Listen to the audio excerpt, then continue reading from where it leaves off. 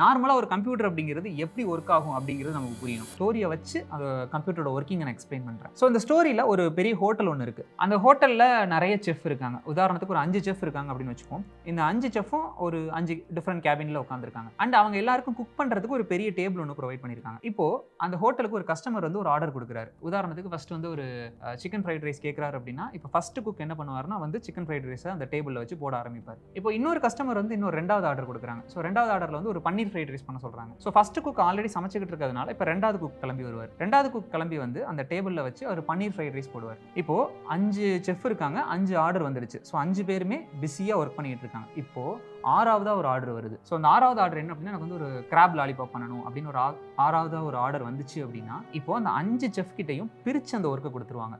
அதாவது அந்த crab lollipop தேவையான கிராப் ஒருத்தங்க ரெடி பண்ணுங்க, ஆனியன் ஒருத்தங்க கட் பண்ணுங்க, தக்காளி ஒருத்தங்க கட் பண்ணுங்க, அந்த மாதிரி அந்த டாஸ்க்கை அப்படியே பிரித்து கொடுத்துருவாங்க. இந்த 5 பேர் சேர்ந்து இப்போ 6 டிஷ்ஷையும் ரெடி பண்ண ட்ரை பண்ணிட்டு இருப்பாங்க. இப்போ அதே நேரத்தில் 7வதா ஒரு ஆர்டர் வந்துச்சுன்னா மறுபடியும் அந்த 7வது ஆர்டரையும் 5 பேருக்கும் பிரித்து கொடுத்துருவாங்க.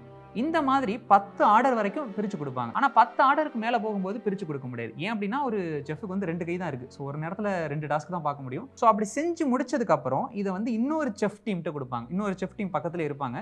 அந்த செஃப் டீமோட வேலை என்ன அப்படின்னா, இவங்க சமைச்சு கொடுத்த அந்த ஃபுட் ப்ராடக்ட்டை அழகாக பிளேட்டிங் பண்ணி நீட்டாக அப்பீலிங்காக பார்க்குறதுக்கு ரொம்ப அழகாக மாற்றி அதை கொண்டு போய் கஸ்டமர் கிட்ட சேர்க்கறது தான் அவங்களோட வேலை. இப்படி தான் இந்த ஹோட்டல் அப்படிங்கிறது ஒர்க் ஆகுது.